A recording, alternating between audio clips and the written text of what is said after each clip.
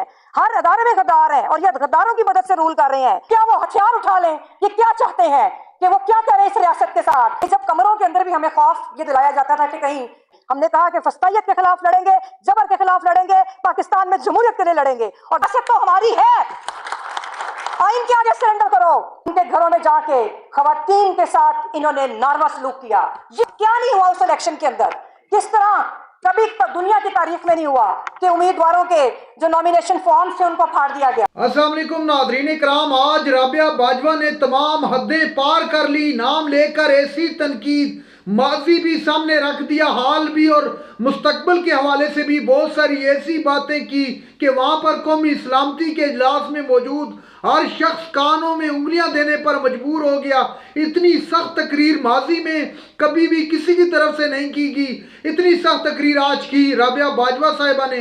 आप वीडियो देखिए, फिर इस पर डिटेल में बात करते हैं। जमहूरियत के लिए, रूल ऑफ लॉ के लिए शाहिद खाकान अब्बासी साहब, आबिद जुबैरी साहब, हमारे तमाम अकाबरीन और ख़वातीन ख़ास तौर पे मैं आपको सलाम पेश करती हूँ कि आज फिर एक खामोशी की फ़िज़ा को तोड़ते हुए आपने कोई सरेंडर नहीं किया और उन कुव्वतों को ये आज फिर ये कन्वेंशन करके पैगाम दिया है कि तुम जबर करते रहो, हम मुज़ामत करते रहेंगे।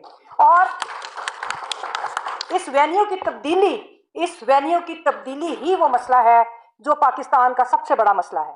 और वो मसला आपने देखा कि इस मुल्क के अंदर जमहूरियत तो क्या आनी है, हम जमहूरियत का नाम भी नहीं ले सकते। हम किसी कमरे में बैठ के, ये ज़्यादा दौर में मुझे याद आता है जब हमारे बड़े लड़ा करते थे, मेरे वालिद भी और बाकी उनके साथी भी, कि जब कमरों के अंदर भी हमें खौफ ये दिलाया जाता था कि कहीं वो रेड करके सियासी वर्कर्स को उठा लेंगे।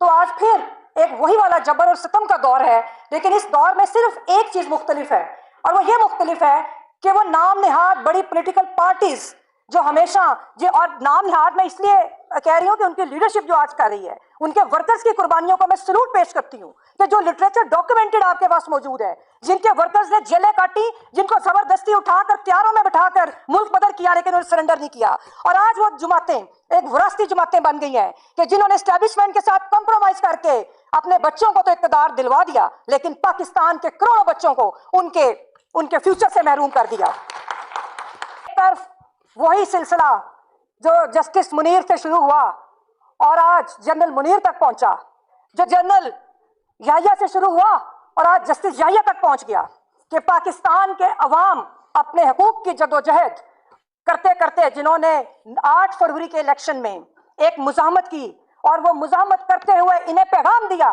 कि रियासत को ये पैगाम दिया कि ये आइन तो हमारा है, हम आइन को मानते हैं, मगर तुम लोग आइन को नहीं मानते। पाकिस्तान का मसला यह है कि पाकिस्तान के अवाम, पाकिस्तान के सियासी वर्कर्स, पाकिस्तान के खवातीन और हर तबका फिक्र के लोग इस आइन के लिए कुर्बानियां देते आए हैं। पाकिस्तान के वकला, उनकी सारी जदोजहदी इस आइन और कानून की बालादस्ती से इबारत है। जब पूरा पाकिस्तान समझौता कर गया, सियासी जमातें समझौता कर गई, तो वकला खड़े रहे। हामिद खान साहब की सरबराही में प्रोफेशनल ग्रुप अपना किरदार अदा करता आया भी है और लड़ भी रहा है और करता भी रहेगा। 8 फरवरी को यही पैगाम दिया। क्या नहीं हुआ उस इलेक्शन के अंदर? किस तरह कभी दुनिया की तारीख में नहीं हुआ कि उम्मीदवारों के जो नॉमिनेशन फॉर्म से उनको फाड़ दिया गया, उनसे इलेक्शन सिंबल छीना गया। ये क्लेम करते हैं कि हम एक इस्लामी रियासत हैं, इन्होंने आधी आबादी को ज़हनी तौर पे मफलूज कर दिया, इसको एक फंडामेंटल रियासत बनाते बनाते, फंडामेंटलिस्ट रियासत बनाते बनाते। लेकिन अपनी इनकी इक़्तिदार ये है कि ख़वातीन जो पॉलिटिकल वर्कर्स हैं, जो पॉलिटिकल लीडर्स हैं, उनके घरों में जाके ख़वातीन के साथ इन्होंने नारवा सलूक किया। ये इनका मजहब है और ये इनकी इस्लामी रियासत है। तो उसके बाद पाकिस्तान के अवाम ने 8 फरवरी को एक वोट के जरिए जो मुज़ामत की, वो भी दुनिया की तारीख की एक अनमोल मुज़ामत है। लेकिन उसके बाद क्या हुआ? उस मुज़ामत के बाद क्या हुआ? यहाँ की पॉलिटिकल एलीट और यहाँ की मिलिट्री एलीट ने एक अलायंस किया। उन्होंने अवाम की मंशा के बरक्स एक डमी पार्लियामेंट को वजूद में लाए, उसकी तश्कील की, और उस डमी पार्लियामेंट ने डमी कवानीन बनाए। उन्होंने रबर स्टैम्प पार्लियामान ने रबर स्टैम्प कवानीन को बनाया। और आज आप देखिए कि पाकिस्तान का आइन, कि जिसमें से आज़ाद अदलिया को भी मिन्हा कर दिया, जिसमें से बुनियादी इंसानी हकूक को निकाल दिया, तो अब अगर उसको हकीकी तौर पे देखा जाए तो वो पाकिस्तान का आइन नहीं, वो तो सिर्फ एक एडमिनिस्ट्रेटिव एक दस्तावेज रह जाती है कि क्या वो हथियार उठा लें? ये क्या चाहते हैं कि वो क्या करें इस रियासत के साथ, क्योंकि लड़ना तो बहरहाल हमने है कि ये हमारी धरती और हमारी रियासत है, इसको हमने कब्जा ग्रुप और कब्जा माफिया से छुड़वाना है। हम सब जानते हैं कि पाकिस्तान के कारोबार करने वाले कौन से अदारे हैं कि जिनको जो पाकिस्तान की हुकूमतों के ताबे थे और होना चाहिए आईनी तौर पे, फिर ही हम इनकी रिस्पेक्ट करेंगे। लेकिन इन्होंने अपनी बंदूक के जोर पे कारोबार, पाकिस्तान का कोई कारोबार ऐसा नहीं कि जो ये नहीं करते। और अब कॉर्पोरेट फार्मिंग के नाम के ऊपर, उसके नाम पर अब इन्होंने एग्रीकल्चर के ऊपर भी, एग्रीकल्चर सेक्टर के अंदर भी अपना लोहा मनवाने के लिए मैदान में उतर रहे हैं। और उधर भी एक तहरीक चल रही है। हमारे अंजुमन मुजाहिरीन उकाड़ा की तहरीक का हम खुद हिस्सा रहे हैं कि किस किस तरह वो जबर के खिलाफ वो खवातीन किस दिलेरी से लड़ती रही, कि जिनकी जमीनों पे कब्जा किया हुआ था और आज भी किया हुआ है, किस किस तरह की उन्होंने जुल्म सहे, वो एक अलग से दास्तान है। तो बस आखिर में बात करने की सिर्फ ये है कि अभी भी हम इनको कहते हैं कि अभी भी सरेंडर कर जाओ, आइन के आगे सरेंडर कर जाओ। ये रियासत तो हमारी है, आइन के आगे सरेंडर करो, हमारी रियासत है, हम अपनी जद्दोजहद करेंगे। और ख्वाहिश भी हमारी ये है, हम तो वकला तो वैसे भी एक पुरअमन जद्दोजहद, मुझे आज याद है कि ज़ियाउल हक के दौर में हाई कोर्ट के अहाते के अंदर हमने MRD की मूवमेंट को किस तरह स्ट्रेंथन किया था।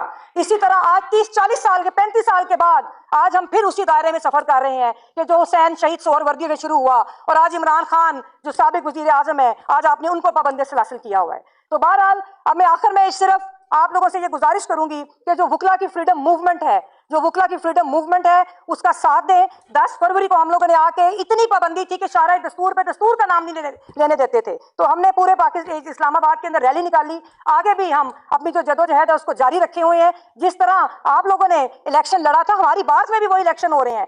हर अदारे में गद्दार हैं और ये गद्दारों की मदद से रूल कर रहे हैं।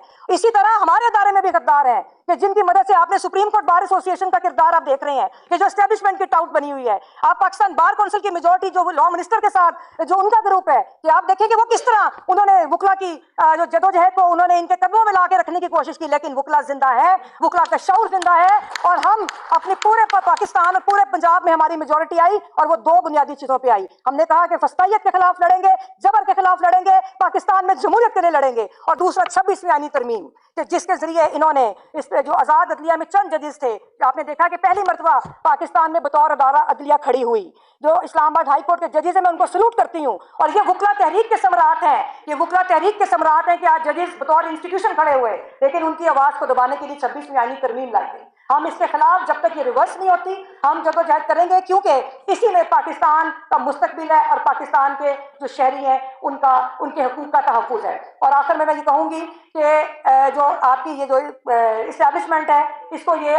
नाज़रीन कराम, आपने वीडियो देखी, आप जानते हैं कि इस वक्त पाकिस्तान तहरीक इंसाफ और उनके इत्तेहादी इकट्ठे हो चुके हैं और कौमी सलामती का एक दूसरा बड़ा इजलास आज इस्लामाबाद में मुनक्कद हुआ, जिसमें शुरका, सहाफ़ी बिरादरी, सियासी लोग और बहुत सारे ऐसे लोग भी वहाँ पर मौजूद थे जो लोग चाहते हैं कि मुल्क के अंदर अमन व अमान कायम किया जा सके, कानून की हुक्मरानी हो, आइन की हुक्मरानी हो और आइन और कानून की बालादस्ती पर यकीन रखने वाले लोग इकट्ठे हो गए। अब उन्होंने तय कर लिया है कि अगर इस मुल्क ने चलना है तो सही मानों में आइन और कानून के मुताबिक चलाना पड़ेगा।